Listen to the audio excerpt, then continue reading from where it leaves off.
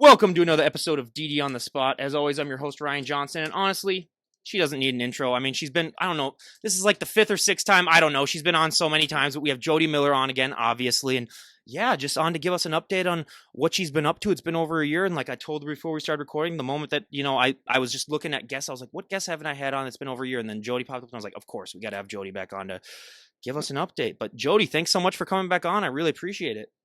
Thank you. Thank you for having me. Absolutely. Well, I start every single podcast off like this, no matter what. What is the weather like today? It is sunny and it's in like the 50s. I think today it started off in the 30s and now it's climbed up to the 50s or 60s. I haven't been, I think it's the 50s. Yeah. I haven't been, I went out to take Lavi out, but that's about it. It's warm here in Minnesota. It's 11 degrees. So, we're counting the blessings there. So, but yeah, it's been a rough winter here, but now we got to, hopefully it's going to warm up a little bit now. And of course we have to have I knew ahead of time. It's like, we're going to have a Lavi appearance, and he's already been on the dog, part of the podcast that I'm editing all the moments that the dogs have been on. Oh, those eyes are just too cute. Oh, that is awesome. How old is he? He will be 4 in April. That is awesome. Yeah. Hi, Lavi. Hi. Camera. You don't even know where the camera is. Oh, that's cute. Right there. I love all the color that he's got too. Yeah. He's a dapple. Awesome. Where are we going? We're never chill. Okay, let me grab his blanket. No worries. I've always been fascinated by people that get the same dog breed twice, because we did it ourselves with Cabochons. What are some of the biggest differences between Roxy and him? She was a girl. He's a boy. Well, yeah. So he is wilder. Needs constant attention. And he is more affectionate. So with the Dachshunds, the girls are more independent and the boys are very clingy and very, very affectionate. So he is on me, against me all the time. If I get up and move 3 feet, he is getting up and moving 3 feet with me. So, yeah, and he just, so much energy. Like, he wants to play all the time. All the time. And, but he doesn't, sometimes he'll play by himself, but he really wants me to play with him. Whereas Roxy would play by herself. She would get her own toys and throw them for herself. So when I used to have a treadmill, and she would drop the she always wanted to play when I was doing cardio. He does too. I have a bike now, and she would drop the tennis ball or her toy on the treadmill so it would roll off and she could chase it. It was so smart. Like, she knew that I wasn't going to be bending down to pick up the toy, so she found a way to get the toy thrown, basically. So I always had to watch where I was stepping on the treadmill, or else I would trip over her toy, because she would literally drop it on the treadmill. It would fly off the treadmill as the treadmill belt is moving, and then she'd go chase it. And she would, with her tennis ball, she would get enough fuzz loose so she could use that as a handle and swing it around and fling it. So though, sometimes he'll play by himself, but mostly he wants me to play with him. And then if I can't, like if I'm tutoring or whatever it might be, or cooking, then he'll go and he'll either sit there and stare at me until I do play with him, or he'll go to sleep, because he's like, no, I want you to play with me. And so he's a mama's boy. That's similar to our dogs too. We have two. We had the first one was a girl, and then the second one's a girl. But this one, the first one loved people, but our one that we have right now does not like. You have to meet her probably about 3 or 4 times before she actually like warms up to you. But so yeah, we don't know what's up with that. But I mean, it's just I've always just found that fascinating. Yeah, how just different, just two dogs of the same breed. I mean, obviously they're all going to be different, but just the little differences that you see, especially if you own two of the same breed as well. But I mean, yeah, I got to ask first of all, retired from bodybuilding. How has this last year been? How have you been dealing with everything? Fine. I mean, it's definitely been a transition, because it wasn't like I made a really, really conscious decision to retire. It was something that kind of came to that decision over it. Just I kind of waded into that pool, um, and I mean, I've retired from competing, but not from doing a lot of what I had to do in order to compete. I mean, she still has the look, everyone. So it's not like she's going away from that, at least. Yeah. I mean, people are really shocked by that. They're so they'll ask me, "What are you getting ready for?" And I'm like, Me?" I and they go, "Huh?" And I'm like, "Me?" They're like, "You're not getting ready for a competition?" "No." "And you're putting in all this effort?" I mean, I started lifting weights when I was 18. I turned 50 in November. Um, it's not like I'm going to give that up. Um, You told me last time that was your goal, to look like you were going to go do a show anytime now, but then just not to do it. I remember you said that last time. Yeah. yeah, I want to look like Yeah. I am in prep or could be in prep, um, and not in the final 4 weeks, but where it looks like I'm like 8 to 12 weeks out from a show, and but I took off some of the upper body size, um, and I didn't that it wasn't size that I had wanted to put on to begin with. It's so I mean, I'll come back to the whole retirement thing, but it's funny if wellness had come out in 2016, 2017, I would have switched because I didn't want a big, huge hulking back, which is kind of required for women's physique now, and it didn't used to be that way. So instead of really trying to fight and they call it evolve with the division, but I don't necessarily think evolution is things should get more efficient or better. And I don't necessarily think that leaner and leaner and leaner and leaner and leaner and bigger and bigger and bigger and more and more and more of a caricature is necessarily better. I think that the divisions have gotten away from um, what originally they were put in place for. I do think this year I think that with not this year, but in December with the Olympia, I do think they are getting control back for bikini. I was very, very pleased to see the type of physique that won for bikini. Extremely pleased. Um, but I think the rest, if figure and women's physique, has just gone off the deep end. That's my opinion. It's also an opinion that I think a lot of people hold. They just may not say it publicly. Off the Uh, record, I've had dozens of competitors, yeah, with the same exact opinion as yours. Yeah, it is. I think it's so much more prevalent than people think. and I mean, I feel like a lot of really great competitors no longer compete because of it. So some really, really pretty physiques stepped away, and it's a loss. It's a loss to and that's in both figure and women's physique and now is what's interesting is to see some of the physiques that I competed with and who maybe I was in a second call out and they were in a first call out, or I was in a we were both in a first call out and they beat me by a spot or two spots or three spots or maybe five spots. And then they went up not long after to bodybuilding and actually succeeded. And what does that say? So it's a little frustrating because it's like, it didn't have to be that way. Like I have a lot of ideas of how things could be done a little bit differently or a lot differently in order to keep this from happening, but it would hurt the business model of competing.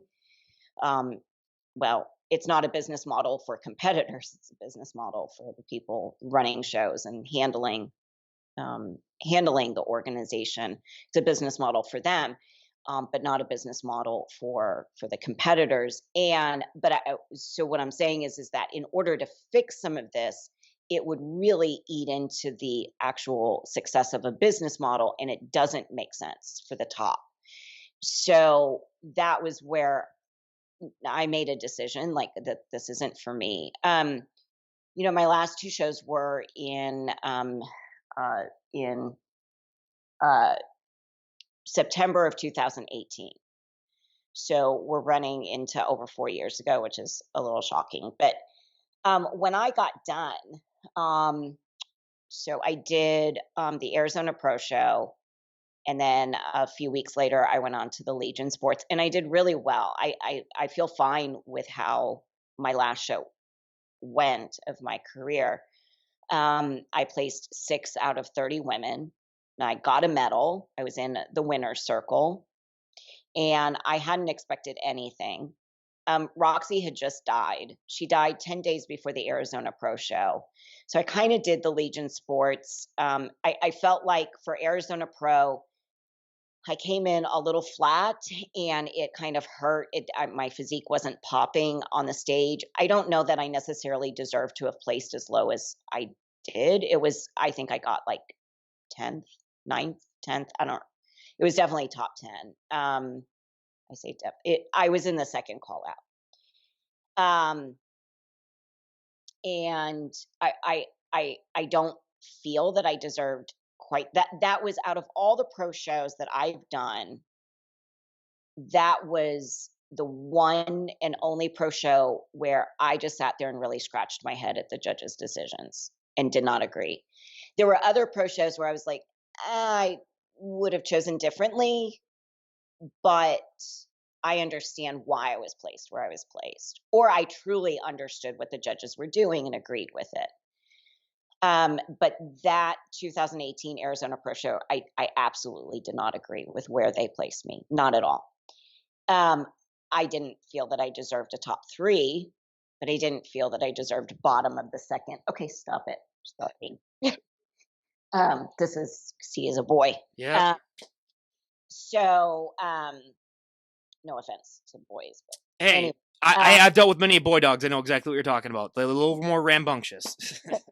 So, I had decided the coach I was working with, and I was really pleased with him as he was one of my best coaches. And a part of that was because it was a true collaboration.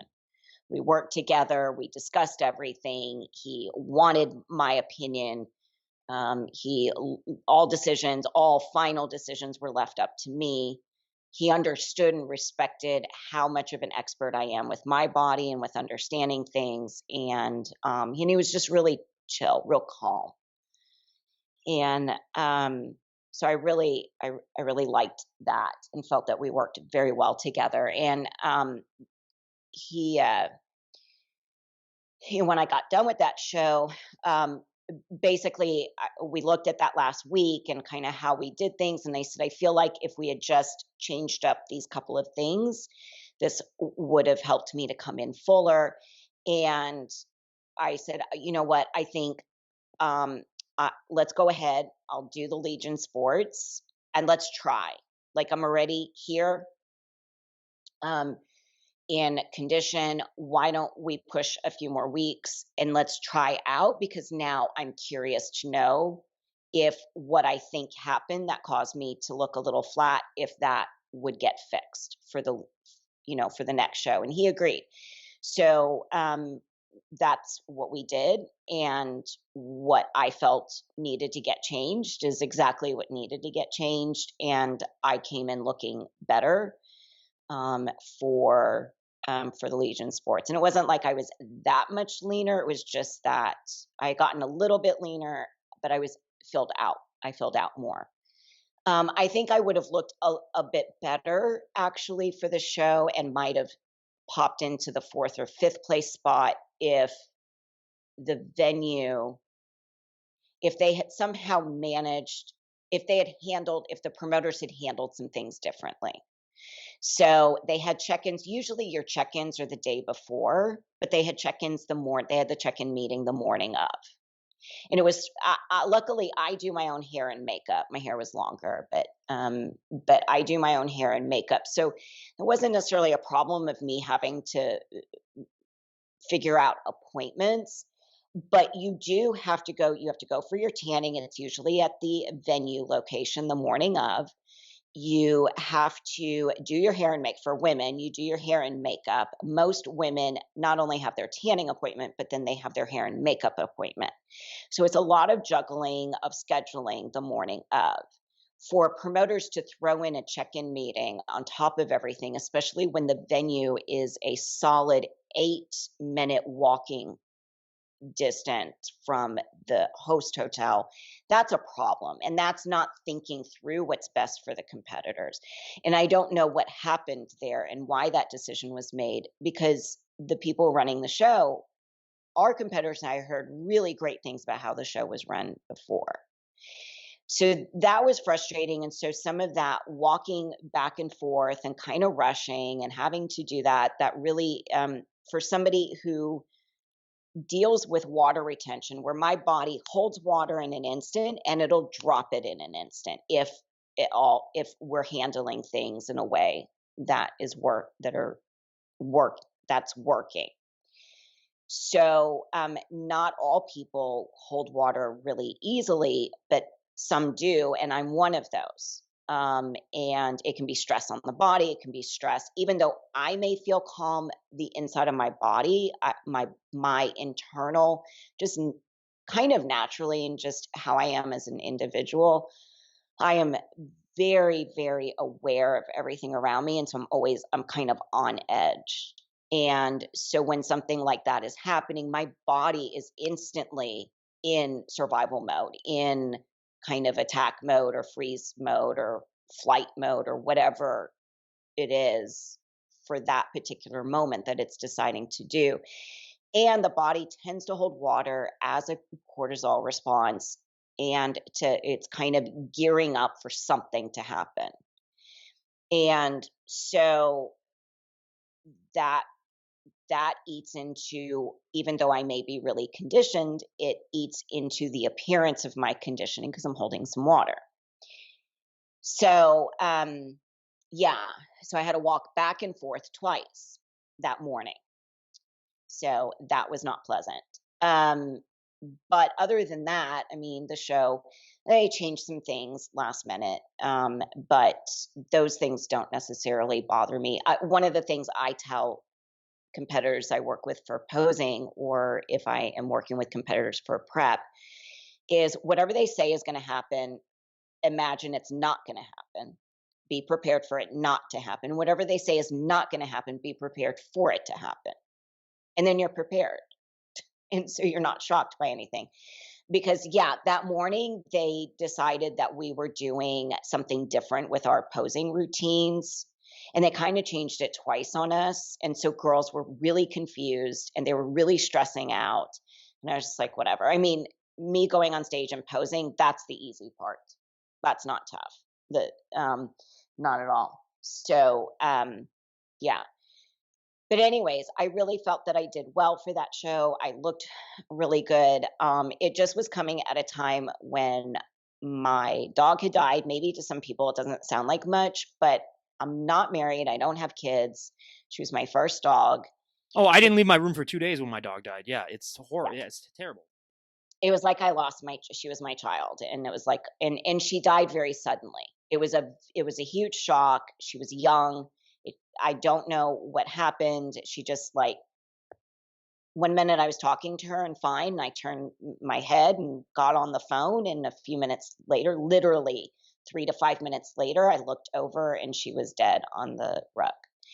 And that was 10 days before Arizona Pro. So the month of September in 2018, I kind of was in this, I don't know, like this haze of, I know my dog died.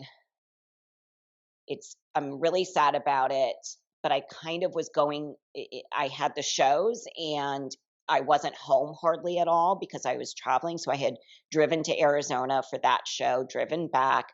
I had flown out to, I forget where Legion Sports was held. It was in California, Los Angeles area, but had flown out there.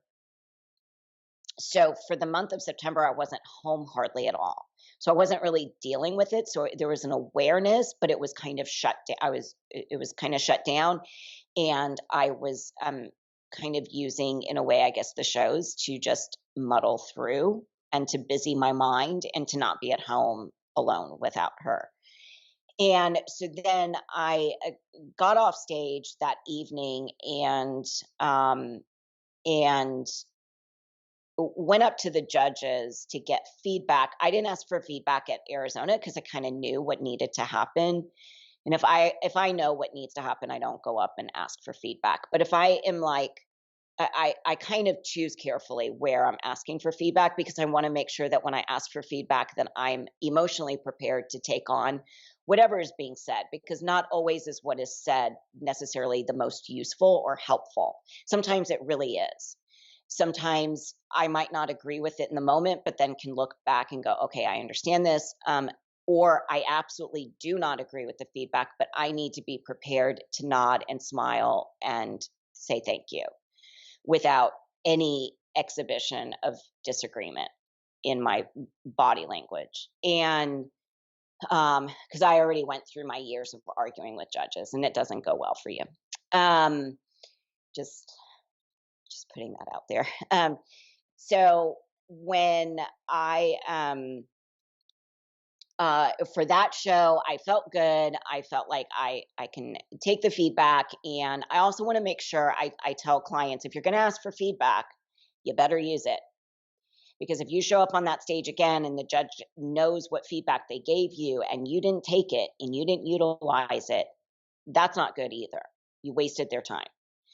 And so the last show of the season is a good time to ask for feedback because you have a lot of time to be able to utilize that feedback and put it. I was going to say put it to use. Same thing as utilize. So the two of the judges I spoke with, one was a head judge and then another judge. Both of them said, one said, you're shaped like a square, and another one said you're built like a box. And that was it. And that's an example of, well, A, not true, and B, not useful. Thanks. That rhetoric is really not advanced, and you're not articulating completely what I need to do. That's not feedback. I understood what they were saying. And I don't know, I think I've talked about this before on your podcast, but I'm 4'11", and I'm always, if not the shortest competitor out of the lineup, one of the shortest. And so what happens, in that stage was pretty high and the judges were really close for the morning. So what happens is, in the final stage was in a different venue, and that was a very low stage and the judges were further back. I probably would have placed better. I probably would have been in the top four, if, fourth. I wouldn't have been higher than fourth, but I would have bumped up a spot or two if the morning show was held. The higher the stage and or the closer the judges, the angle is steeper from where the judges are viewing you. And for shorter girls, what happens is they look thicker in the lower body, and it also cuts off my waist. So I have really big glutes and they're not going anywhere.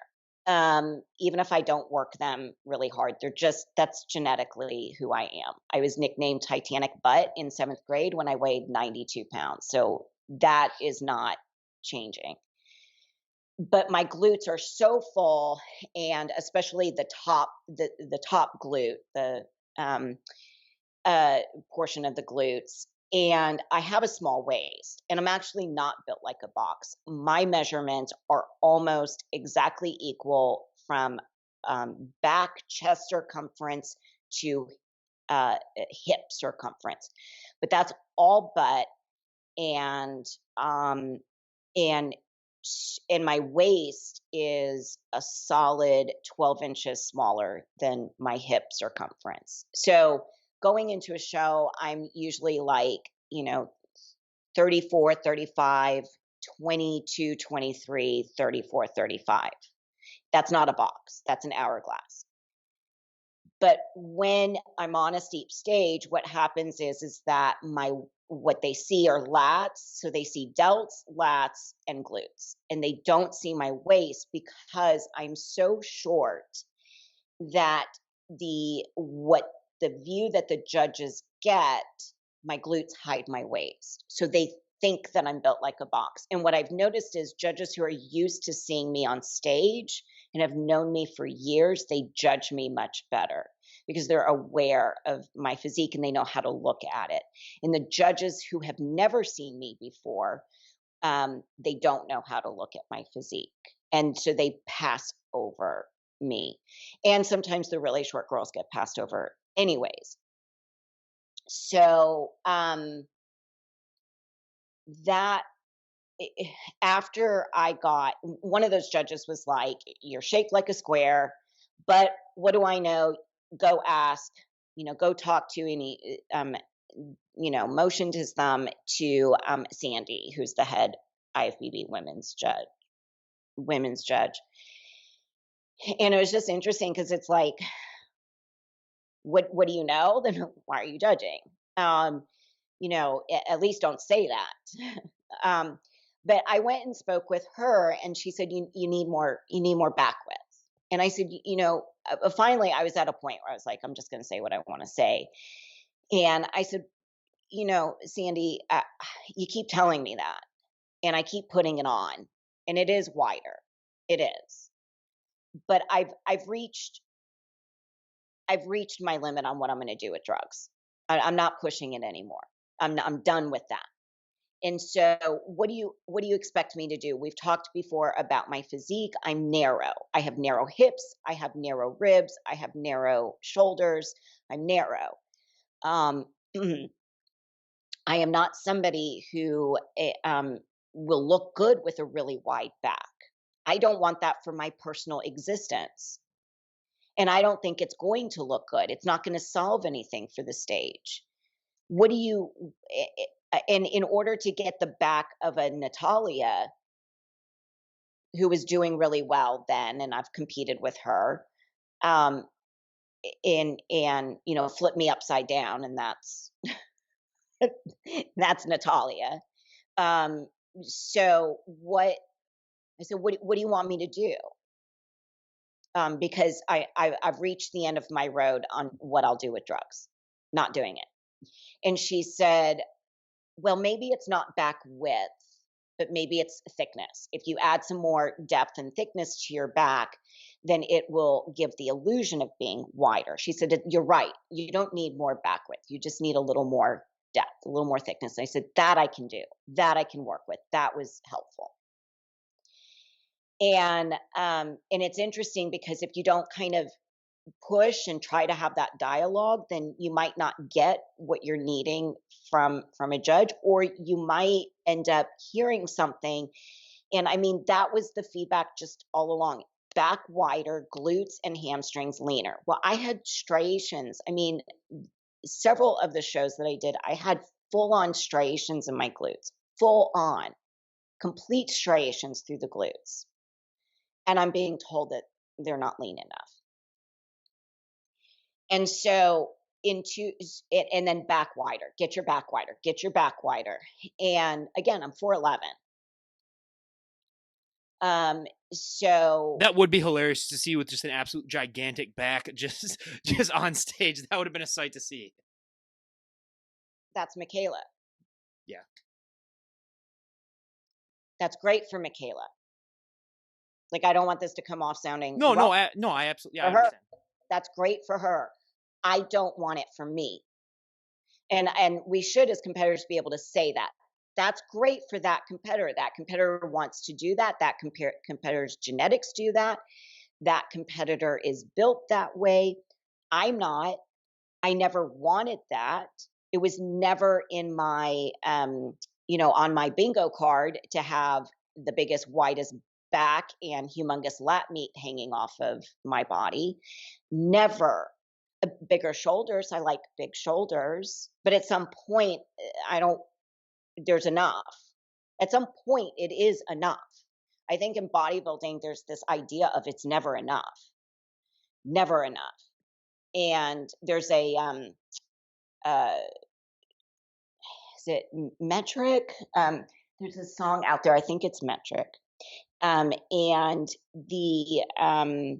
the song is called "Gold Girls and Guns." I'm looking it up right now. Oh, Uh, hang on. I'll just edit this part while you're getting the song. I'll say with the camera, I would say just move, either you move a little bit to your left and then just move it down just a tad bit, just because your head was getting like a little above the screen. Yeah, that's perfect. Yeah, just because I try to keep guests as centered as possible. But again, I'll just edit this part out, so then we'll just go right to the song. well, I mean, I'm not going to play the song, No, I know, but yeah. but I want to. So yeah, it's by a band called Metric, and it's called Gold Guns and Girls. And it in it it just says more and more and more and more and more and more. Like, when is it enough? And that's bodybuilding, and it's people who win, even who win the Olympia and go, well, that was great, but I can be better. And it's like, no, no, no, no, stop. Because when you decide to do what you consider better, you are now taking the division to somewhere it's not meant to be, and it wasn't put in place to be. And so you are the Pied Piper who is driving this and making it much more difficult for other women.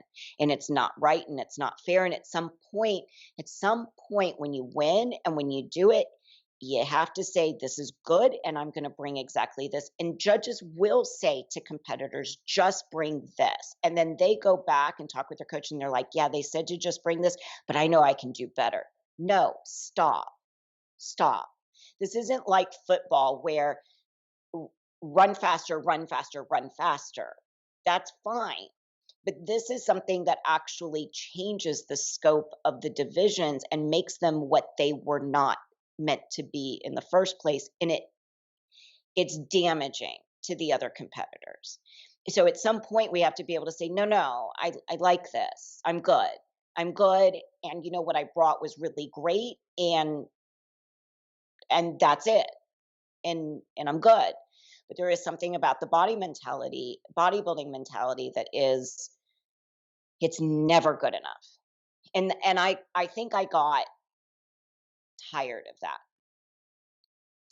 As somebody who is very self-critical, and most in bodybuilding are, but grew up with a lot of critique, and always feeling like never good enough.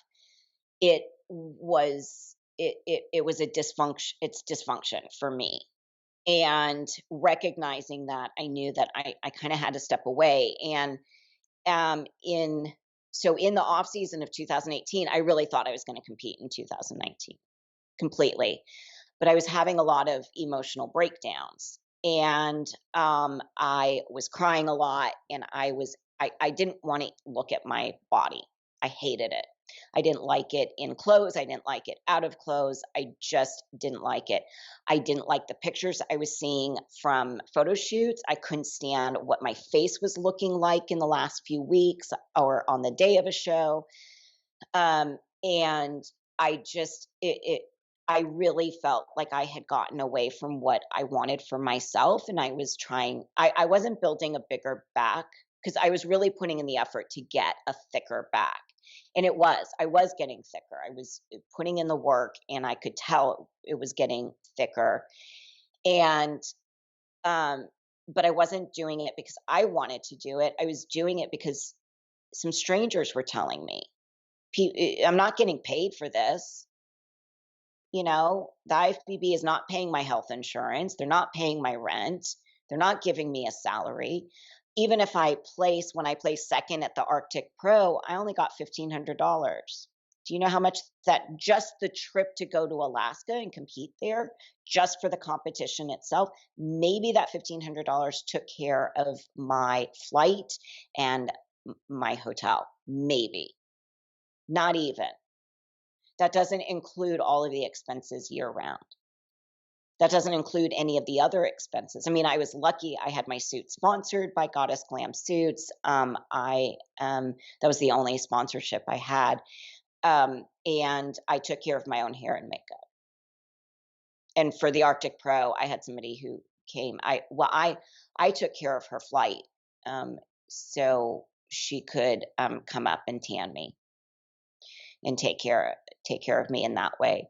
Um, so I don't want to make decisions. I don't want I don't want my actions to be um, guided or steered by others who may not really have my best interests at heart, personal best interests at heart, and are not taking care of me in some way. And so I wasn't able to necessarily articulate this in the off season of 2018 to 2019. I just knew that I wasn't happy and I wasn't feeling good about myself. My self-esteem had dropped considerably, and there was no reason for it to have done so. Um, it, I mean, I had placed 6 out of 30 women as a pro, as the shortest. I think I was the actual shortest pro on the stage for that show. Um, so there might have been one other competitor who was as short as I was, but I did very well. I shouldn't have been feeling that way, but I was. And I remember talking with my coach, and I said, I kind of think I shouldn't compete in 2019. And he said, oh, hell no, you're not competing. You're not. You're not in a mental or emotional mind frame. And of course, some of this was partially because I had lost my absolute, my companion and my best friend, and my my little mini me. I had lost her, and I was dealing with a lot of grief. And and and I was also in graduate school at this time. So I had was in graduate school throughout competing, and with my dog dying. And so I made the decision in 2019. I'm gonna take the year off, and I'm gonna focus on school, and um, and kind of think about what I want to do, and then maybe in 2020. And there had been some murmurings about the wellness division coming out. And so I talked with my coach, and I was like, "What do you think about the wellness division?" And he was like, "Well, I don't know." And he had talked with Bob Ciccarello, and Bob was absolutely like, "No, Jodi needs to stay in women's physique." Um, but I don't think that they understood quite what wellness would be. Um, but then by the time 2020 came around, and I was thinking, okay, maybe I will try wellness, then COVID hit. And so by then I had graduated graduate school, but then everything got shut down. And and I personally did not want to be at bodybuilding shows. I have not attended a bodybuilding show since pre-COVID. Um, and I definitely in 2020 didn't want to be in crowded spaces like that. And so I made the decision not to compete in 2020. And a lot of competitors did get COVID. So that, and so there's 2 years. And then by the time 2021 came around, and I saw the direction that wellness was going in, and it was like right out of the gates. It wasn't even evolving into something crazy. It just right out of the gates was absolutely crazy with conditioning. And I was like, that's not what wellness was supposed to be. So when 2021 came around, I kind of was like, I think I'm done. I don't fit into any division now. And kind of was skipping a lot of workouts, not leg workouts, but I was skipping back workouts and skipping. I almost never trained triceps. I So some of that bulk that I put on in 2017 and 2018 started to come off, and I was liking my body much better. I felt more like me.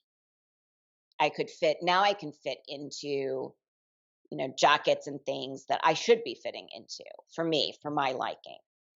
My body feels much better put together for me, for in real life. I'm not dealing with a stage that may or may not geometrically work for my measurements and proportions. But for me, for walking around, existing in life, because you're only on stage for mere minutes on any given day. So, I want to do what's best for me on a daily basis, not just for mere minutes once or twice or three times in a year. So, I'm still too big in my upper body for wellness. I would have to drop more size. And I don't want to do that either.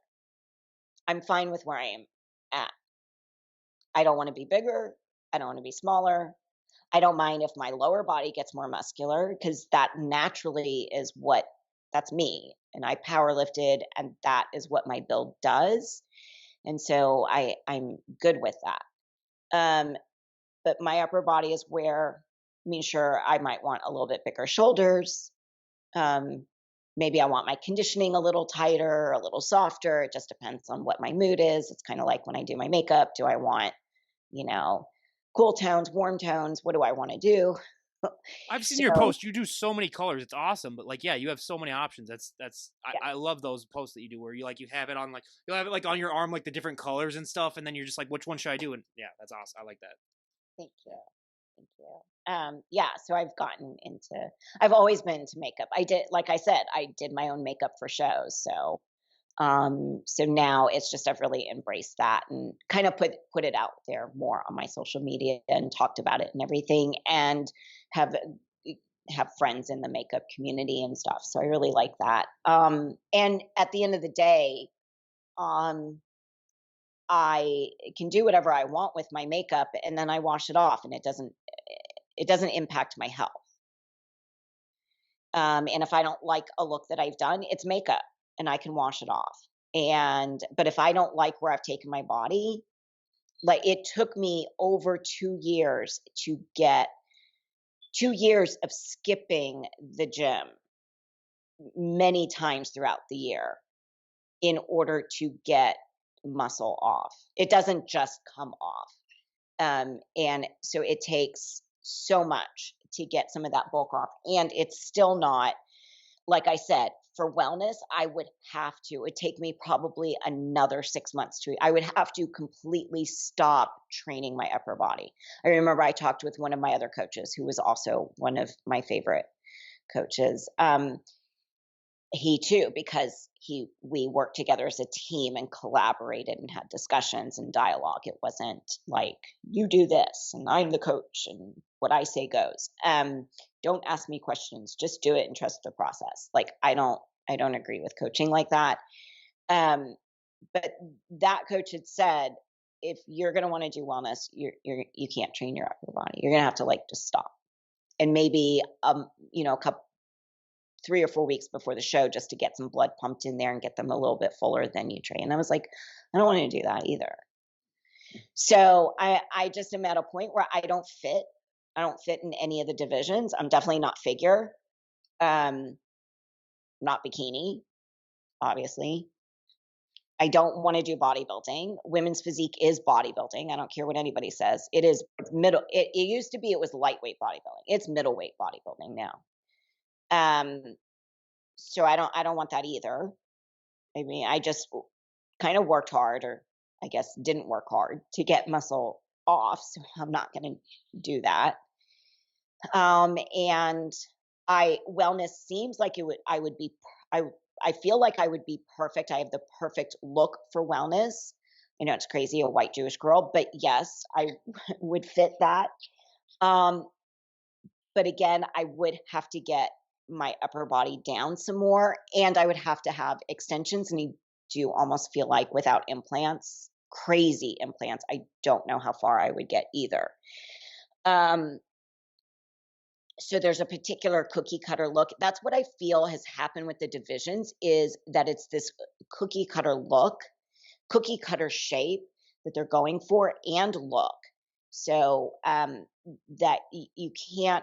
I think bikini is allowing for some individuality a little bit. They're allowing some different, more natural hairstyles, a little bit shorter hair, curly hair, more uniqueness in that respect. That wasn't didn't seem to be allowed before, but wellness now is everybody has this really, really, really long, it's definitely extensions. Not all of it looks good. And I don't want that either. So I like being an individual and being different. And that was what I had liked about women's physique, was that you could do your suit differently, you could do your hair differently, you got to pose in a way that worked best for your body. And it used to be, in the days of Dana Lynn Bailey, and when I turned pro, because I turned pro in 2015, women's physique used to be, it was the physique in which the competitor had put on the muscle the best for their frame, and had brought the most even and best conditioning to show off that muscular structure. And yes, they wanted an X frame, but a little bit more of a slightly top heavy X frame, but not an crazy X frame. It wasn't a caricature, it wasn't, cartoonish, and it wasn't bodybuilding. And the level of conditioning was not, um, to the extent that it became once 2017 and 2018 hit. And that's been lost, and I think that that's tough, and that's sad. I think, again, there's a lot of, they have a missed opportunity to see some really beautiful physiques that don't necessarily fit into this mold. So yeah, I've so I always just thought really that's went. what a bodybuilding stage should be. It should be unique in different physiques, and then you just say, like, what one do the judges prefer? Because yeah, people have, everyone's body is built differently. But I do have to mention the hair, because it's the shortest that it's ever been on, like the 5 or 6 times that you've been on. What was the decision behind that? Do you prefer it now more? Or what's the short hair? Because I think the first time I talked to you, it was like all the way down to here, and then I think it's slowly gotten a little bit less and less each time I've had you on. So do you like it this way, or how did it come I to think be? she cut it a little too short this time. So, but I mean, all that it is just this little part here. It's a pixie mullet. I don't want to go shorter than this at all. This was kind of an accident. So, I had started off. So when I was competing, I had an inverted bob, and I had that because I was competing. So, it needed to be shorter in the back so you could see my neck, and because I am so short, so I didn't want to cut off my physique at the lower neck. I felt like that made me look more boxish. So, but I wanted it longer in front in order to add some femininity to it. And so I really felt stuck in what type of style I could do. I don't agree with competitors putting their hair up.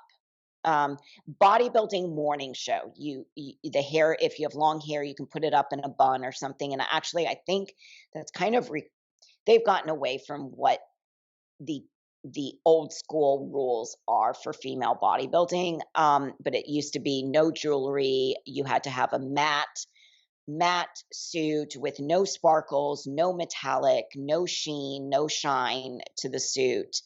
um, and in, um, and you couldn't have any jewelry in. You could have a wedding ring if it wasn't garish. You could have studs, but that was it.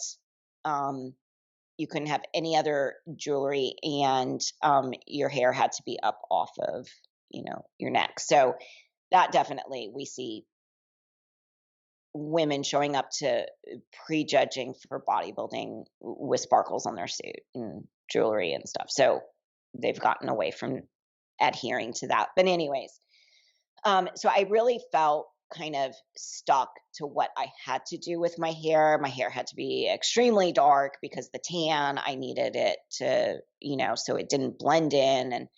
And then I had to think about what suit I was going to be wearing. And so I felt like I had to adhere to that. And then when I stopped competing, then I changed my hair to brown. It was black. And I changed it to brown and started getting it where it was more even. And then I went into a short bob, and then I went into a shag, which is, layered, but all still one length. And then I went into a shullet, which was a cross between a shag and a mullet. And then I decided I really just wanted a mullet. I really wanted to try a mullet. So in college, I had a pixie haircut where it wasn't the mullet part, it was just a pixie cut. I know I don't want to go back to that, but I have a face for it. I have a really tiny head, tiny face, small head, big brain. And so um, I have the features to handle a lot of hairstyles. And so I wanted to try the mullet. Well, with the mullet, what I finally decided was I wanted some length cut off of it. So we just kind of went shorter. And then I showed my hairdresser a picture of um, one girl and her cut and everything. And I said, this is too short. It's not, I don't want to go this short, but I like the color and I like the rest of it. Like I like the whole style of it, but I don't want it this short. Well, she was like, yeah, but that's really cute. And I said, it is really cute, but I don't want it that short. She cut it that short. And so, I mean, my hair grows really fast, but at first I was like, really, really like, oh my gosh, this is too short. This isn't good. But I was getting so many compliments on it. And after a few days, I was like, I actually really like this. It is really, really cool. And I've gotten more compliments on this cut and just people going, it's so unique, it's different, you can carry it off, so many people can't. It looks so cool. And then it's just so easy to do. So, because I just wash my hair like every 4 days or so. And I mean, it doesn't take much. I mean, with cardio and everything, it works fine. And so, um, yeah, but I wouldn't be able to go on stage. Like I wouldn't be able to do wellness with this cut. So, that's also like, it's a weird thing to think about, like how you do your hair based on whether you're competing or not.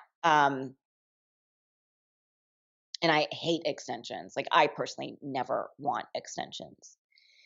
Um, so I mean, if I had like major hair loss, then of course, um, but yeah, so, but I like it. It's different. And then as long as the sideburns are long. Yeah. So yeah, Well, so it's, I yeah, don't the know. sideburns remind me that we are talking on Elvis's birthday today, so at least we have a little thing. We have a little thing right there with that. But I've always said my head, unfortunately, is the opposite of yours, where I have this hairstyle where I can cut it shorter or I can just keep it the way it is. Any other hairstyle, I do not look good at all. I've tried a few of them. I'm not going to dig down deep into them. I do have the photos saved, but you're going to have to pay me a significant amount of money. Everyone out there, if you ever want to see those photos get released, and any of my friends that might be listening to this, don't ever release those, please. I beg of you. But you said this, in the moment that you said this, I had to write down because I think this is great. So you said that like you would like to run the sport differently, obviously, and if you were given that all-knowing power, and they said, you know what, Jodi, you can have bodybuilding the way you want, you make the changes, even if it's not as financially feasible, how would you like to see the sport evolve and change? Oh, there's a lot of things that I would like to Hey, we see. have all the time in the world. Take your time. I do think judges need term limits. I think that judges need they can serve for 3 years and then are required to take a year off, or serve for 5 years and must take 2 years off. I think that in order to keep eyes fresh, I think that to take a step away and to just be a spectator, or to even just be a step away and to not deal with it at all. I Because when you're in this, it's like competitors. When you're in the thick of it, see you don't see the quote unquote evolution. So you get caught up in the stream of the or in the momentum of the physiques showing up so lean and so big, and so you kind of get pushed in it. And if you just take a step away um and I think that that's a part of what I had to do, like in 2018 and 2019 when I was in the off season. I didn't know why I was so hating my body and so feeling and I had been feeling that way. I was feeling that way in 2017 after I finished the Arizona Pro, where I placed 5th and did so well. um I remember I was very unmotivated that off season. I was working with a coach who had brought me in really great for that show, but had really kind of he dropped the ball with a couple of things and had dropped the ball in that off season. And he was like, I don't understand. Where's the motivated Jodi, the really confident Jodi? What's going on? I don't understand it. You need to get your act together. Instead of really going, this is like, and I had reached out to him saying, I just don't feel like myself. I don't know what's going on. So I was giving a cry out for help. And that person, I just think that he didn't have enough life experience. He was young. He didn't have enough life experience and enough. I was the first pro he had worked with, so or one of the first pros, and I think he just wasn't used to that and didn't know what somebody at my level needed in an off season. And I think so in 2017, it was still, your back needs to get bigger and wider, and you need to get harder and leaner. And it was the leanest and hardest and driest I had been, and it still wasn't enough. And I think in that moment, like I was like, I did everything that I really felt like doing, and it wasn't good enough. And at that point, I probably should have stopped. Um, but I really wasn't understanding of why I was feeling the way I was feeling. And then I kept pushing at it. So it wasn't until I was able to take a step away for a couple of years and then be able to look at it and go, I was looking in a way that I didn't want to look. And you don't know it. You think you're doing the best thing that you can for yourself, but you're in the middle of it, of competing, and so you can't see the forest through the trees, to use an old cliche. And I think that no, criteria has not changed for the divisions. Now maybe that's an issue, but the criteria has not changed, but the judging has changed and the competitors have changed, and so the results have changed. And so they're always doing this, like, you know, I was thinking about this the other day, of the analogy that it's like when you go on a walk with your dog and they pull on the leash. And if you don't take control of it and you take a hold of the leash and you train them and you say, no, we're stay by me, don't pull, you end up getting pulled with the dog, no matter how big or little the dog is. And I feel like the competitors are the dog and the judges are the human, and they're allowing themselves to get dragged. I blame the competitors. The judges are making decisions, but they're making decisions based on what is in front of them. So if you're given a plate of, peas or carrots, you have to choose one of them. The only other choice is to not eat, which will get me into what my other suggestion is that would absolutely not work for any business model, but it would solve everything. But it's still, if you're given peas and carrots, it's the person giving you the choice of the peas and carrots that is the issue. It's not the person who's having to make the decision. And so the judges are choosing what's given to them on the stage. And so I don't necessarily blame the judges, though there are times when they could choose better. They could think about, where is the division supposed to go? If we choose this, yes, this looks the best. But if we choose that, have we just then taken this out of the direction that we want the division to go? And that's where bodybuilding is, it's a little bit different because it's subjective than, you know, so having, you know, taught English, if I have a set of essays and there's an essay that, yes, it's the best written essay out of the bunch, but they didn't follow the directions, I can't give them an A. It may be the best written, but you didn't follow the directions. You didn't write on the topic that I gave you to write about. So you get an F. That was Sorry. me like 3 or 4 times in high school, by the way. You're giving me flashbacks. They said, Ryan, it's the best creative story ever, but like you didn't follow the format at all. One of them literally left a note, was like, this is crazy, but I loved it. But seriously, you gotta follow the direction. So yeah, that was me. Do it again. Yep. So if you're told to write about how a particular author is using imagery in order to create the mood for the novel, and you decide to write about the theme, you didn't follow the instructions. I'm sorry. Turn this in when we do a paper on theme, but right now you need to go back and redo it. But that doesn't get done in bodybuilding. And so I do think that the competitors are the dog pulling on the leash, and the judges are the human that's allowing and not training the competitors to do what they need them to do. And then they pull on the leash a little bit and they're like, no, Fido, don't tug. And then, of course, just like a dog, dogs like squirrel, we're going to tug. And so that, I think, is happening. And I blame the competitors, and the competitors are only thinking about themselves and not about the welfare of the division. They say they're thinking about the division. They're not. They're thinking about themselves and what they want, and they're trying to win, and they're trying to reach, some pinnacle of this, or this apex, and not thinking about, well, where do we want to see this division in 5 years or 10 years? And what about the girls that are coming up into it? So, and so that's where I'm getting at. I think that if judges step away, and so they can only judge for so many years, and then they're required to take a sabbatical. They're required to take a sabbatical, and then can come back.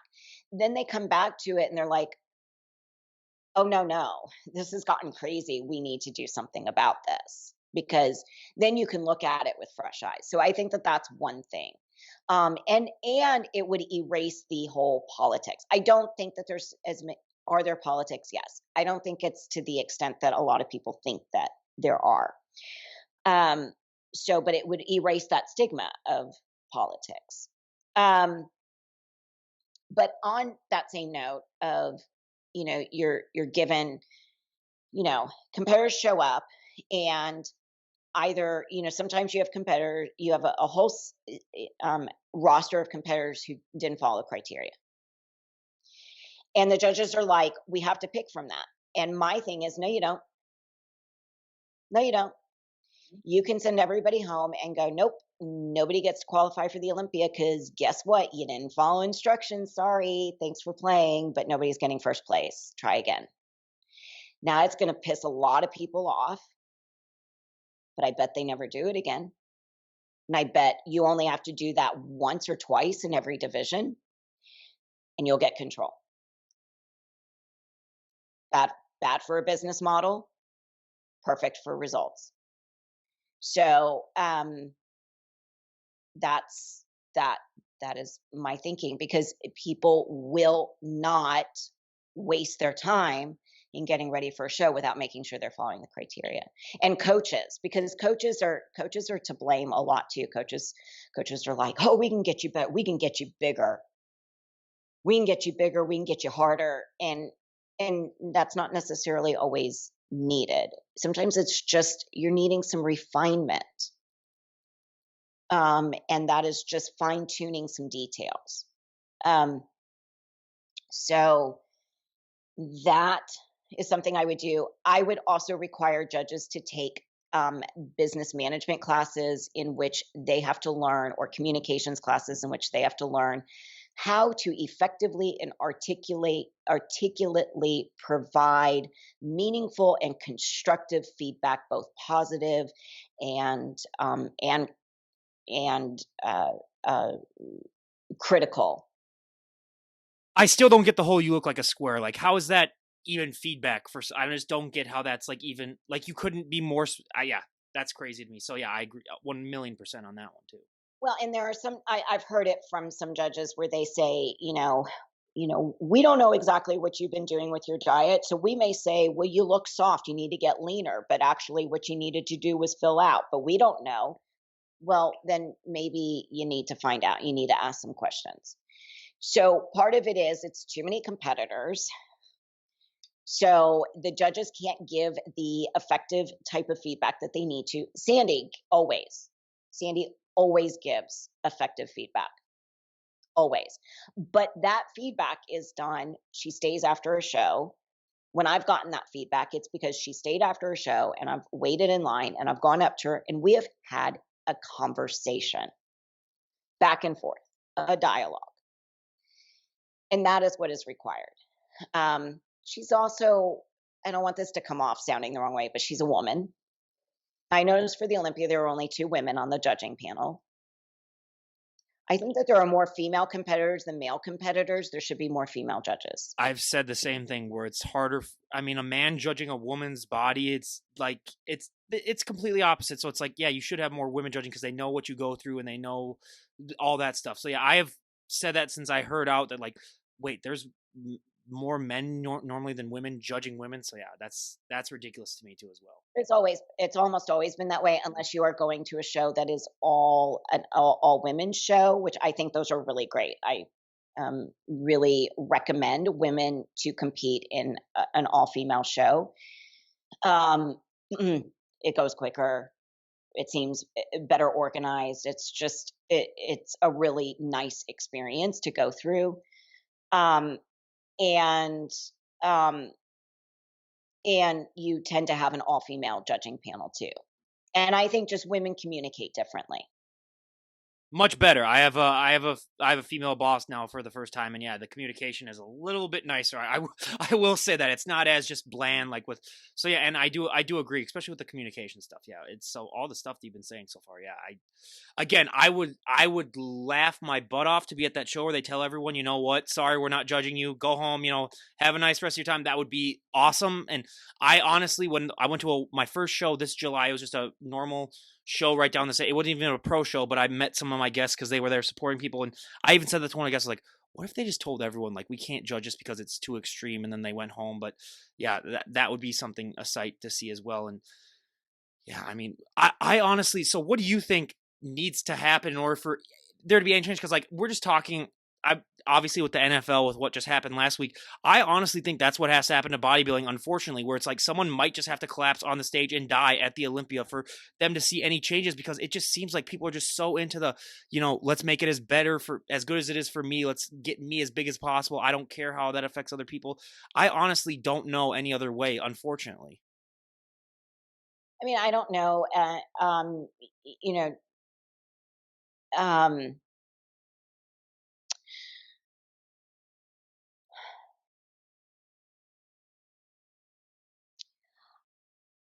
I don't know how things, I don't know what the solution is for ensuring that competitors' health is protected.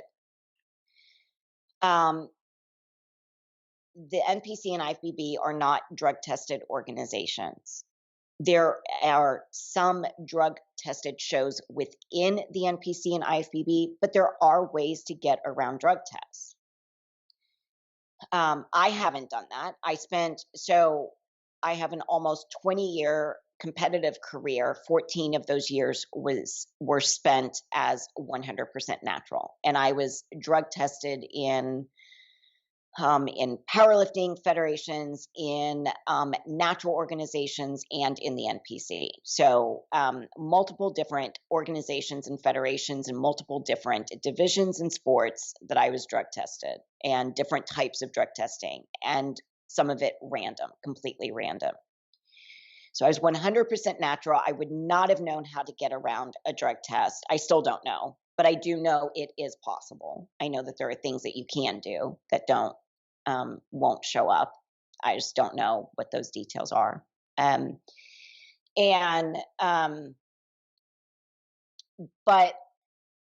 I think if they were to, so I think the criteria needs to be rewritten. I know somebody who could do some rewriting. Um, that's another suggestion that I would make is the criteria needs to be changed. It needs to be more specific. It needs to be broken into, they talk about, scoring. There's no score. It's judges are putting down who they think should be in first place and they get ones. Who should get in second place? They get, so it goes, whoever has the lowest score, the lowest number, because they were put down as one for first place, that's who gets first place. That's not a score. That's not a scorecard. That's not scoring. That's not a rubric. I've always said they need a rubric because the more subjective something is, the more objective the criteria must be in order to ensure that everybody is playing by the same rules. And then you don't have this constant fluctuation or quote unquote euphemism of evolution. In football, yes, the athletes can run faster, but they haven't changed the field to 200 yards. That's a different game. They haven't made it so it's now 20-yard downs. They haven't made it so that it's a 30-minute game or they haven't changed the scope. It's a constant, yeah. The game itself is the same. How you get to the winning spot, that's the same. There are no changes to it, even though the skills have altered. And so in bodybuilding, when they talk about, the sport has evolved, no, it hasn't. It has changed. And it's not the criteria that's changed. It is it's the athletes who have shown up have changed, and the judges have decided not to select the athletes who actually have adhered to the criteria. Because when you look at the lineup, and judges, IFBB judges say it over and over, that they can only judge what's shown to them. And so if everybody shows up hard, then they're going to end up selecting somebody who's harder. The Bikini Olympia this past year in December, that is probably one of the first times that I've seen them actually choose somebody, even though the majority of the group showed up hard, that they chose somebody who actually fit the bikini criteria and has taken it back to where bikini should be. And that is what needs to happen. And so others may be like, I thought so-and-so should have won because they were shredded. I'll see this where if fans go, well, you're so shredded, you're going to win. That's 80% of the comments that I see. Yeah, it's ridiculous. You obviously don't understand what the division is supposed to be. And this is where I also think fans, a lot of times they don't understand. They also go into fandom with their own fetishes. And it's very hurtful to the girls. They forget that the women are human beings who have organs, who have health, who have lives, and to tell us over and over, get bigger, get leaner. You're the leanest. I don't understand why you didn't win. That doesn't show that you are a caring, supportive, compassionate fan. That shows that you are existing on your fetish of what you want to see. And that is not what bodybuilding is there for. I've had so many fans that are like, you should get bigger, or and also or the ones they're just like, yeah, grow your biceps more, yeah, just that, right. Yeah, that stuff. But they also don't understand that I can come closer to the camera, and that whatever's closer to the camera is going to look bigger, and whatever's further away from the camera is going to look smaller. Say her shoulders and traps look absolutely jacked when she's like sitting like she is there right now. It's like, yeah, it's yeah. I mean, yeah, they are, but yeah, it's yeah. Right, but if I come really close, that looks bigger. Mm-hmm. So people will be like, if I'm just sitting like this, they're like, oh my gosh, your traps are huge. And I'm like, no, that's because I'm slouching. So you're seeing my traps. So bodybuilders know everything about illusion, and fans are getting tricked, and they're not thinking about it. So I also think some better education for coaches, better education for competitors. I do think, though, I think that there needs to be some requirements regarding coaching. I think that maybe the IFBB and NPC or all of the bodybuilding federations need to have something where coaches do go through some sort of course or something that they have to pass and get renewed certification for continuing education in order to coach. And I also do not agree with coaches providing pharmacological advice. Um, So, like I said, for 14 years, I was a 100% natural competitor. When I ended up getting onto hormone replacement therapy, I went to my doctor, and my doctor oversaw every single decision that I made throughout the 5 years that I was a not natural competitor. And I'll be on hormone replacement therapy for the rest of my life. I ended up on hormone replacement therapy once I was 41. It was in January of 2013. Um, no, 2014. January of 2014. January 30th, 2014, when I did my first testosterone shot. I had to. My body had stopped producing testosterone. For whatever reason, whether it was genetics or because I had dieted so hard as a natural competitor and put my body through the ringer. Yeah, I know plenty of non-bodybuilders that have to go on TRT. Yeah, it's not uncommon. So, but once I was on it, then yes, there were some decisions that I made to do some things. And I didn't turn pro until I actually was on stuff, and which is sad. That shouldn't be the case. But I didn't turn to coaches I had coaches giving me advice, but whatever they told me, I went to my doctor, discussed it with my doctor. I had one coach, and most of my coaches after 2007, the majority of my coaches were ones who were actually more second sets of eyes, or they were collaborators. They were not actual full on, I'm telling you what to do coaches. So when I say coach, but I had one person who gave me advice or wanted me to do certain things, and he was wrong. He was scientifically wrong. Absolutely. On every single thing that he had suggested and wanted me to do, he was wrong. And in talking with my doctor and somebody else who actually had a chemistry background, that was where I've always been a type of person that I just have this sixth sense of that doesn't sound right, and I can't explain it. Like, I don't have a biochemistry degree, and so I can't explain this, but that doesn't sound right. And when I look this up, that doesn't really jive, and I don't know why. And always, whenever I have that feeling, I'm 100% right. And then it's when I talk with a doctor or somebody who has a biochemistry background or pharmacological background, then I'm able to explain why.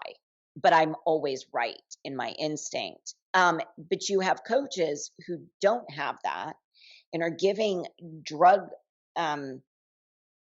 protocols. And I've seen it. I've seen guru coaches. I've seen the emails. I've seen the packets. I've seen the lists of instructions typed out for them with the coach's name on there, from the coach's email, or the coach's name on the packet. So I know it's happening, and coaches are giving drug advice or drug protocols, and they don't have the education to do that, the official education. And so I do think that they should get fined. That I think that only doctors should. But here's the thing is, maybe, like, if I were running the organization, not as a business, but as a true caring, first of all, pros would get paid. We would get a salary. Oh yeah. We would get a salary. Not necessarily like NFL, but It would be something that you could live off of for sure. Yeah. Yeah. and health insurance. The IFBB should have group health insurance, and that competitors can that once you turn pro, you get added on there. Kind of like um, even if at the bare minimum that should happen, even if you have to pay to it. So when I was in graduate school, we were required to be on health, and we had to provide health insurance, proof of health insurance. And they did have a group health insurance. And yes, I had to pay like $200 a month, but it was a discounted rate because it was a group and it was students. And so I do think at the bare minimum, that is something the IFBB could do. And then they can require that the pros do need to have yearly checkups. And um, I do think that can be done. You know, as a competitor, pro or otherwise, you should be getting blood work done every 3 to 6 months. And in order to check your levels, and even natural competitors need to get, if I had been, I didn't know that. I didn't have anybody telling me, Jodi, go get your blood work done. And if I had gotten my blood work done throughout my 30s, I would have caught that moment when my blood work was starting, when my testosterone levels were just taking a little dip. And I might have known to take a break, or to maybe turn to some certain natural supplements that would have helped to pick things up or helped with recovery. But I didn't know it. I never knew. And in fact, when I felt like I was dealing with low to no testosterone symptoms, I turned to my general practitioner and I tried to get a female hormone panel done, and he refused. And there are a lot of doctors that will not get, um, uh, they will tell women, when women say, I want to get my test levels checked, you don't need that. That's literally the reason why they just say, "Oh, it's just because you don't need to," in their opinion. You don't need to worry about that. That's not the issue. They'll check for estradiol, they'll check for estrogen levels, but your general practitioners and some of your OBGYNs will not, because they don't know. They're not women's health. It just, there's so many things that with women in this country that the medical field doesn't seem to care about with women. I mean, the Supreme Court decision proved that. But um, so this that is an issue, and you have to go to a doctor who has a sports background or is used to working with bodybuilders or with athletes that really put their bodies through the ringer. It's just like I have a competitor client who, I didn't know it at the time. I had given her a list of supplements, vitamins and supplements to include in her regimen. And everything that I give to somebody, I say, of course, check with your doctor. And, I always put the disclaimer, and it's your choice and you do what you want to do. This is a guide, it's a suggestion, but here are the things. And she went to her doctor and showed him the list. And he said, you just need a multivitamin. You're fine. You don't need that other stuff. It's redundant. And my questioner was, did he know that you're putting your body through you're like an advanced athlete. You're putting your body through a lot more wear and tear. And she said no. And so she wasn't taking some of the things that I had suggested. And they weren't crazy. Everything was over the counter, everything. And it was mostly, certain vitamins and things that would help to protect her urinary tract and her liver, and her, helping, taking a little extra magnesium or zinc and magnesium at night. So to ensure better recovery and sleep. And he said no to those. They're not needed. So sometimes doctors are dealing with like the general public. And sure, for the person who is just going to work and sitting at their desk and typing all day and then going out for, a quick bite, a sandwich, and maybe they go and do the rowing machine for 10 minutes and then, go get a drink after work and come home and do whatever. No, they don't need those things necessarily. But when you're putting your body through excess cardio and weight training and you have, and you're doing it on a caloric deficit, things are different. So, as IFBB pros, we're not provided with a slew of doctors. Your pro sports teams and pro athletes have doctors who, team doctors or people who are there and understand that their bodies are being used differently and need to be treated differently. And it's the same thing for for pro competitors. I understand not doing it for amateurs necessarily. Um, though I don't know if you're at the top of the national level for 2 years in a row, maybe you should get grandfathered into some of the things to show that we're taking care of you. We believe in your promise, kind of like collegiate athletes. But yeah, I agree. Your base level amateurs, that's like, pee wee or pee wee football or high school athletics, no, but even they get better treatment. So I do think that there are some things that can be done. I don't necessarily. Some people are like drug test or whatever, and it's like that's not going to solve. I don't really think that's Then going you to solve. won't have an Olympia. No, you won't have an Olympia. um, but so those are some things that I think that can be done, but they require money and resources, and they don't fit with the business model.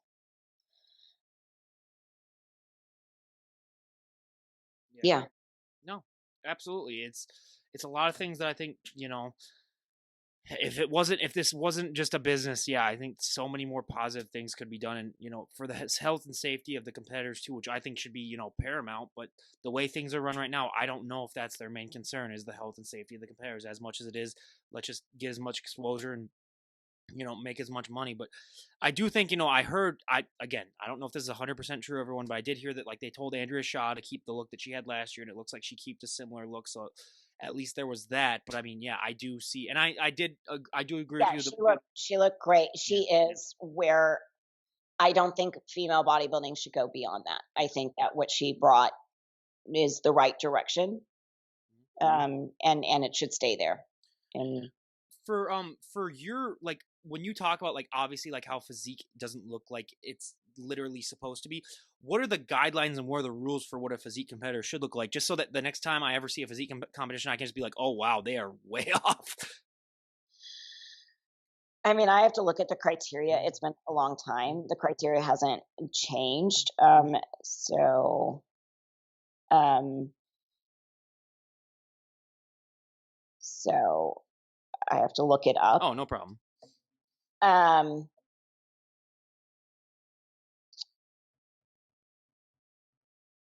so women's physique athletes. This is from the NPC, the official NPC News Online. So these are the rules. Women's physique athletes should display more muscular density than seen in figure. Clear muscle separation, small amount of striations is acceptable. Small amount of striations. Not the entire side of your body. Yeah, first and second place this year.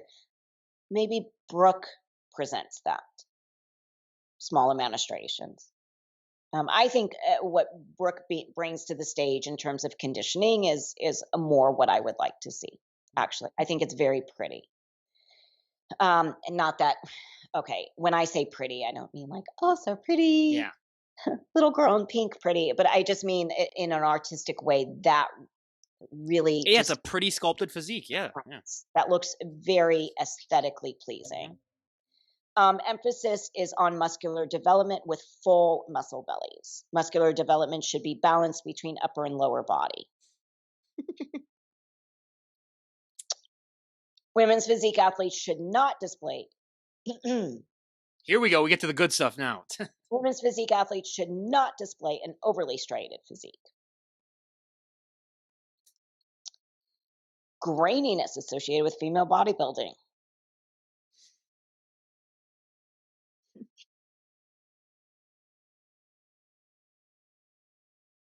Criteria is symmetry, shape, proportion, muscle tone, poise, and beauty flow.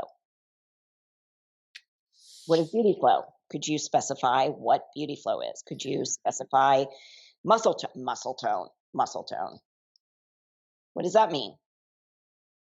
Physique assessment and comparison will take place during prejudging. The Women's Physique Division has been created to give a platform for women who enjoy weight training, competing, contest preparation.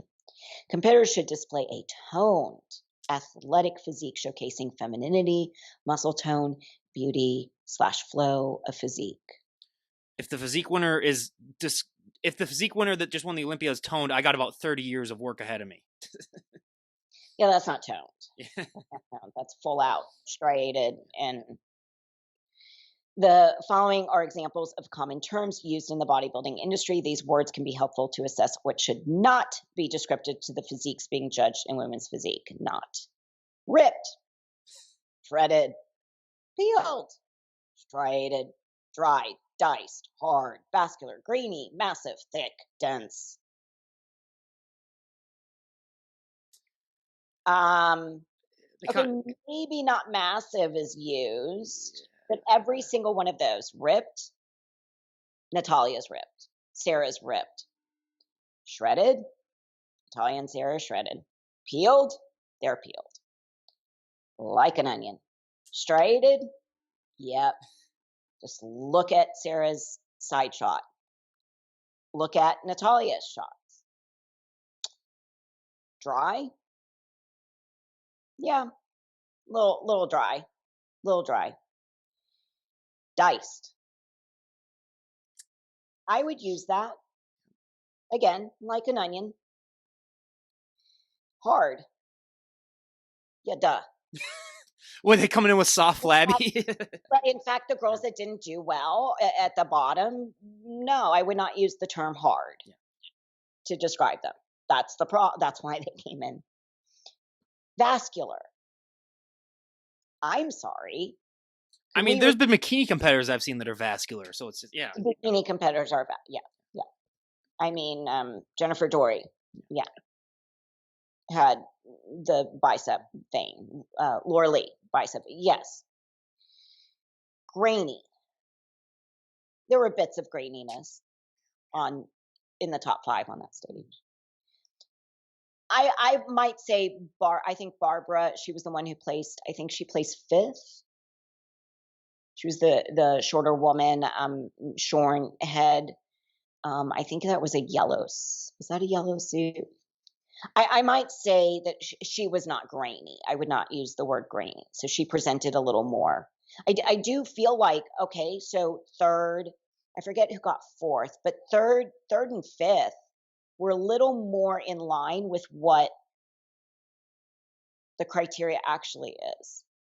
So it's interesting. They're not massive, though I do feel Sarah put on extra upper body size.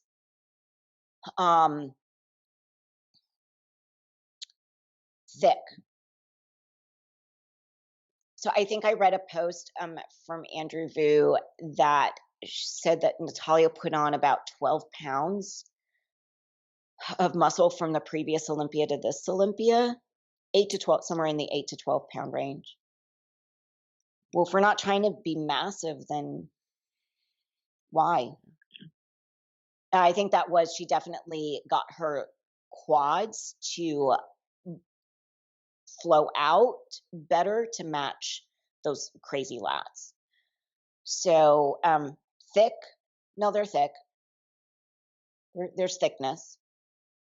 Their joints aren't thick. I think Natalia's joints are small. They're thick. Dense. No, they're dense. Those are dense physiques up there. In fact, everything that I've said for women's physique, I think could be said for figure too. For many of the physiques, I think for, 2nd, 3rd, 4th spots in figure. Well, I gotta ask. So, what is your definition, your personal definition of tone? Because we hear them use the word tone.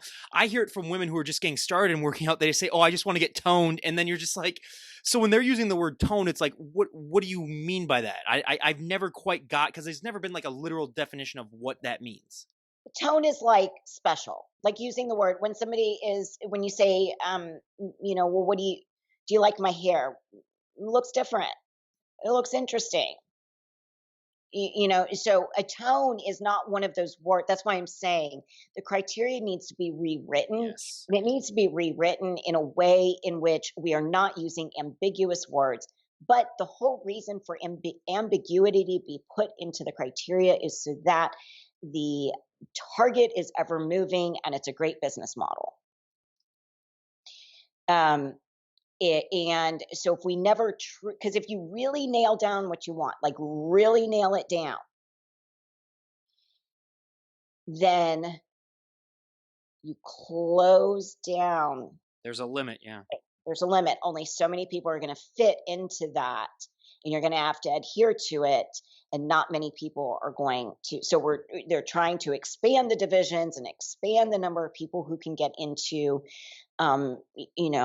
competing, and that's more money flow. So I understand the reason for all of this. But I do still feel that there can be you can choose better rhetoric. And these do need to be revisited, and either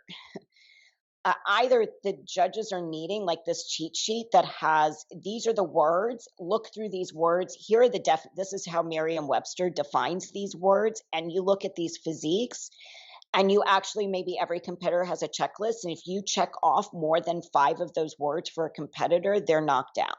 They cannot be in the top 5. And so this is where it comes down to, okay, yeah, some of these competitors, their conditioning is the best and their shape is the best. And as far as when you're looking on a scale of what is the best in this lineup, but what is forgetting to be added on there is what is best in this lineup that does not go beyond the criteria. And I know I'm not the only one who thinks this or says. Maybe I'm the only one I'm not the only one saying it, because The moment I press the stop record my podcast, yes, I've had dozens of guests who've said, and I say, well, off the record, what's your real opinion? And then they tell me, and it's exactly like yours. Yeah, 100%. There is Ashley Kaltwasser's coach, Adam. He had a really, really great YouTube video recently. And he talks about this, and I agree. Everything that he said, I agree with.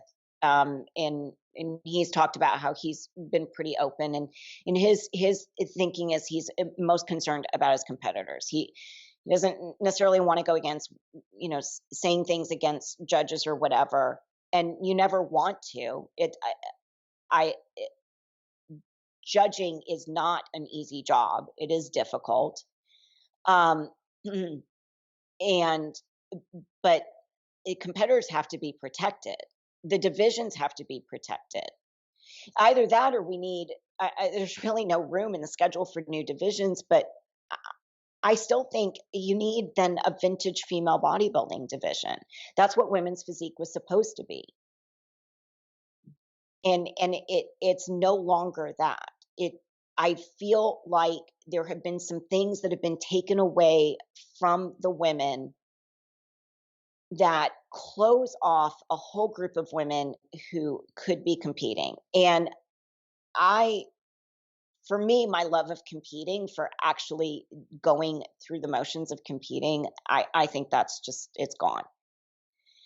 I never imagined it would ever fade away or disappear, but I have compared it to where you're in a relationship with somebody and you think you love them, and then one day you wake up and you look at them, you're like, no, I don't, it's not there.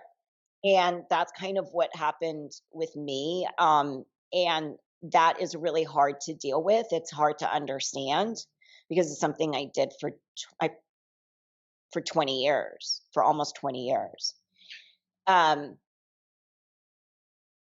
but um, I just wonder if women's physique had stayed as it was meant to be, I don't think that I would have lost my love for competing.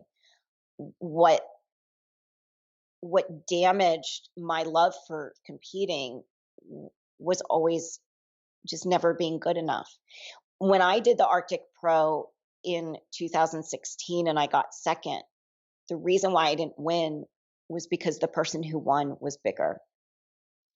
And I was really confused because women's physique wasn't supposed to be about size. You weren't supposed to be massive, um, dense, thick. So it was very confusing. And I don't think that the right decision was made. Then I understand why the judges made it because that's bodybuilding is thought, oh, bigger, bigger, bigger. But that's enough decisions like that is what pushes the division in a different direction and pushes out some of the really, really good physiques. I feel like I was a competitor that demonstrated a longevity. Again, how many competitors compete for 20 years and have done as many divisions as I've done? And so that's, I think that I just reached a point where it, it really beat into my self esteem to constantly be told that no matter what I'm doing to improve, it's still not good enough. And that was where, and this ties in with me personally of what I've dealt with in my personal existence of always being told not good enough and always feeling like not good enough. And here I have a hobby that I've poured thousands upon thousands of dollars. When I've added up the amount of money I've spent in competing, I mean, it's over $50,000 over those 20 years.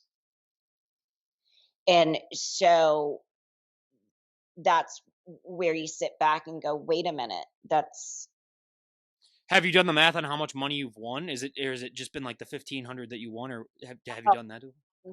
I won $2,000. I won 1,500. I won, is it 2,000? Maybe 2,500. So I did the Arctic Pro. I got 2,000 in 2000. I mean, I got 1,500 in 2016. And then about a month later, I went on to San Jose Pro, and I had tied for second, but lost the tie. The head judge made the tiebreaker decision, and lost the tie to somebody who had a wider back and smaller glutes and smaller lower body. It was just that was an odd. That person who ended up getting second was not even in the confirmation round in the morning, and I'm not sure what happened. And I know that I looked better in the evening, so I don't know how I ended up dropping to third, or how she ended up in the confirmation round for the eve, or ended up in the top three for the evening. But whatever. So I ended up, if I had gotten second at that show instead of third, if I had won that tie, I would have gone to the Olympia in 2016. So I would have had enough points, but I missed the Olympia in 2016 by 1 point. So and so, but with getting third place, I won. I don't remember if it was $500 or 750 or 1,000. I don't remember. So, but even if it was 1,000, okay, so 2,500. I won $2,500. I don't think it was. It was. I think it was 2,000. I think I got 1,500 and 500. So, and not everything is about money. I mean, you don't compete for I mean, money. anyone ever does tell me that these people do it for money, I will just have this clip saved and I will send it to them and I'll be like, really? Is that what this is all? Yeah. I found that to be the biggest laugh ever when they're like, oh, these people just do it for the money. It's like, first of all, you have never talked to a bodybuilder in your life then, if that's what you honestly think that that's the case. Because, I mean, unless you're Andrea Shaw, that might be the one person where they make a decent amount of money, but still it's like, no, this is pure passion. And that's, again, why I love having these guests on, because it's the passion. It's the pride too, because like you said, you're losing money almost every show. Yeah, and I also, and then you add in there, how many years are you taking off your life? Bodybuilding is not healthy. Yes. It's not. It's not healthy. My weight has been more consistent since I stopped competing. My blood work has been better. My everything is better. My hair and skin are better. Everything is better since I stopped competing. And it's also kind of nice to not every day be making sure that everything is looking exactly the way it needs to look. I mean, it is not a mentally, emotionally, or physically healthy hobby. It's not a financially healthy hobby. I mean, and that doesn't even include when I talk about my expenses. I mean, my suits were sponsored. Suits are thousands of dollars over the years. So, and again, I did my own hair and makeup. So again, I mean, probably saved myself at least $10,000 over the years. So, over a 20-year career to spend 60, 70, $75,000, that's a luxury car paid in cash. That's an entire graduate school, master's program, PhD program. That's You can spend 6 months traveling the world. Um, so I went through a period of being really, really angry that I had spent so much time in bodybuilding.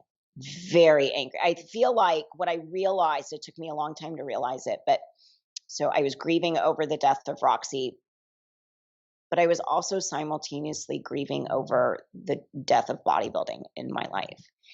And I was going through those stages and didn't necessarily understand it or realize it. And I was in therapy, but there are not therapists who understand bodybuilding.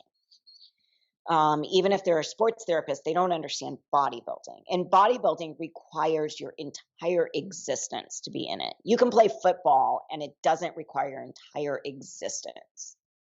You can play golf, it doesn't. But bodybuilding, it requires so much isolated time, energy, sacrifice, and your entire, like, what you do to survive in life is altered because how you eat, how you sleep, how you everything is changed for bodybuilding.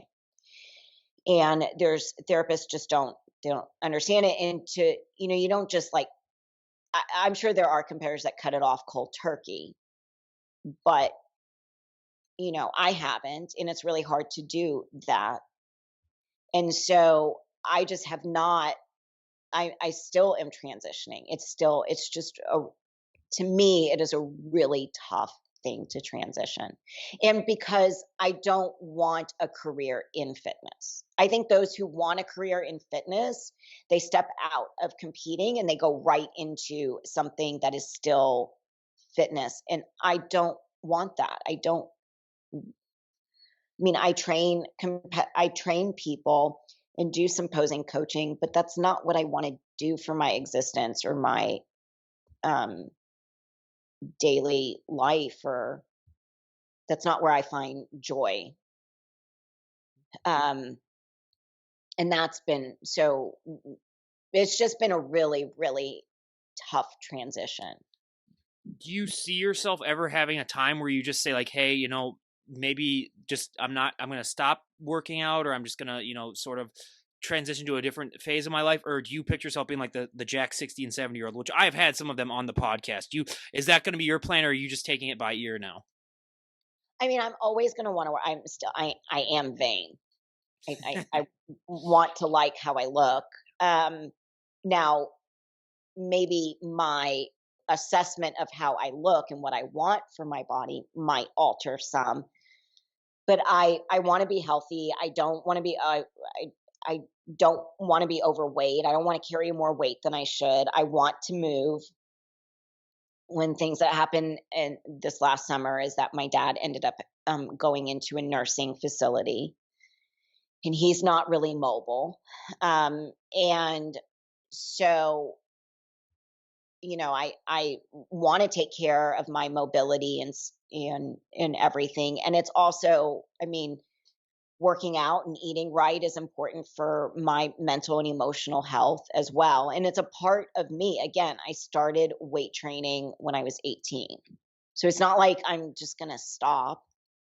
Um, there would have to be something major, and knock on wood, something doesn't major happen. But that's, yeah, um,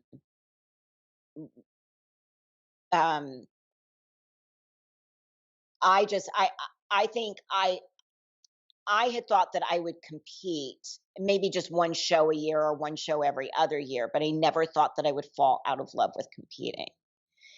But I think that I also never imagined there would be absolutely no spot for me, or that I would reach a point where I was going to have to choose my health or competing. So, yeah. And because it wasn't like this conscious decision of, okay, that was my last show and that's my farewell, this kind of crept up on me. And so it was kind of a little bit of a surprise in a way.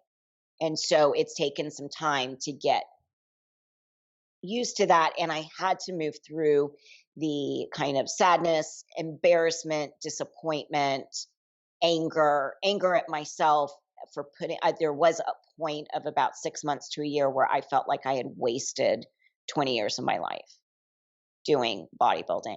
And I had to move through that.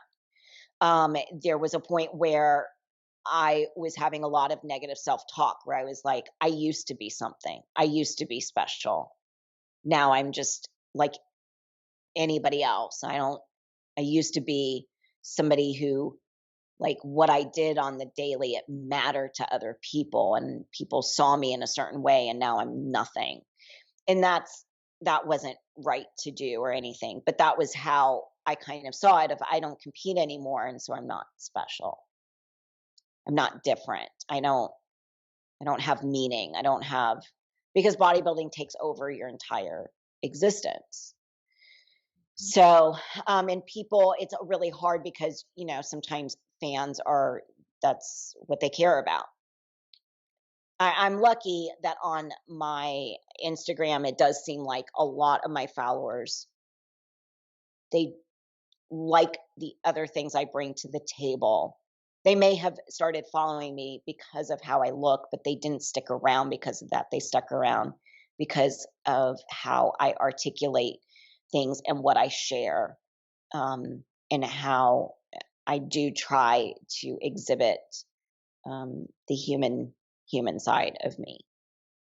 You brought up the number one reason why I still do this podcast, even though it presents little financial gain for me or anything. It's to show the other side of these people and to show that, like, yes, they are human beings deep down. They're not just objects of, because so many times, like, I fell into a black hole when I really got into, the whole fetish side of the sport, where that, first of all, made me want to shut my laptop down and just like burn it and then throw it in like a screen or something like that. But like, so many people just don't look past the body. And that's, like, on a personal level, have you ever had difficulty with that, just with people that you know in your life, where it's just because, like, when you do look so much different than the average woman, for a lot of people, like, it's hard to get past that. Do you find that that's ever been difficult for you, or is it just because I know some people's personality, like, it just won't really impact them that much? But did you ever struggle with that, and did you find a way how to get past that? I mean, I think what happens is I intimidate a lot of people because if it's not the muscles that scare somebody off, I'm just gonna be it's honest. I'm 6'3" or 4'11". You could be 500 pounds and you would not intimidate me. I'm sorry. no, but when I don't mean intimidate. No, I know what you mean. It's not like, oh, I'm going to beat somebody up. It's a presence, and it digs into what somebody's, maybe a guy's, idea of their own masculinity and whether they're living up to it, or what they think masculinity should be and femininity should be, which is all their cultural It's all aspect. subjective. Yeah. But also I am intelligent and I do articulate myself well and have an advanced vocabulary and I'm well read, and that the whole thing mixed together tends to throw people off. It's like this tiny little person. I mean, again, I'm 4'11" and I weigh anywhere from 121 to 124 pounds typically. Um, and so it just is a lot in a really small package. And so people just don't know how to take it. And I'm very assertive. I'm blunt. I'm assertive. And then I'm 50, so I kind of am like, I'm going to say what I'm going to say, and you take it, and you don't like it, leave it. Absolutely. And I mean, when we do have you on a year from now, again, we'll have her on in a year, everyone, just because I love having the conversation with her. She's the only guest that I can have on for 2 hours, really, and just it just works. Other guests, we've tried that, and it's like, no, it's not. She's just such a natural conversationalist. But what do you have goal wise this coming year? Just either just in your fitness, just in your overall life. Where would you like to be at when we have you on again in a year? To not have my hair shorter. I am hoping that this year I can figure out how to utilize what brings me joy and ensure that it is that I am leaning into the things that do bring me joy. If I can figure that out, and to take the energy that I put into bodybuilding and to somehow figure out how to transfer that energy into the things that do bring me joy. So my writing and some other projects that I would like to work on. So Well, I mean, that is awesome. And again, everyone, Jodi Miller, I mean, really, I can't really say any more much about her because I've had her on so many times, and it's always great to have you on. And I love the conversations. And again, how open you are. I mean, it's hard to find bodybuilders who are willing, or even former bodybuilders that are willing to talk about, some of the stuff that goes on in the sport because, again, a lot of people just are afraid, but I love how open you are. And I'm not blaming anyone who doesn't say it because, yeah, a lot of people, I understand why you might not want to talk about it. But again, going thank back on stage. So yeah. I mean, and I don't think I'm saying anything that is. Oh no, not entirely, but like some people, like even when you mention like the word drug or anything like that, they're just like, "Wait, what?" Like they're just like, so yeah, I understand that, but I never bring that up in my podcast. The guest has to first talk about it, and then I dig into it. So because for me, honestly, it's none of my business. I never, but like yeah, just other stuff about the sport too, where a lot of people just it's kind of like when you're interviewing actors, and you kind of really can't talk to them about how they really feel about something because God forbid then they don't get another acting role. It's similar to that, I guess. Yeah. Yeah. Yeah. Yeah. So, but I appreciate your honesty and your yeah. I again I wish nothing but the best for you and everyone. Go and give her a follow down below. Like as always, you'll be inspired. And I love how she incorporates other stuff as well, whether it's her makeup or her dog, and just it's all around. It's not just all about fitness, which is what I really enjoy. And I agree with you when you said like I do see some of your comments, and yeah, there's so many people that I think maybe got into it because of the way that you look, but then when they see and hear you as a real person, they're like, oh, this is other stuff that I also enjoy. So that is great. But again, you guys, this is Ryan Johnson, DD on the spot, signing off. Have a great day, everyone. All right, I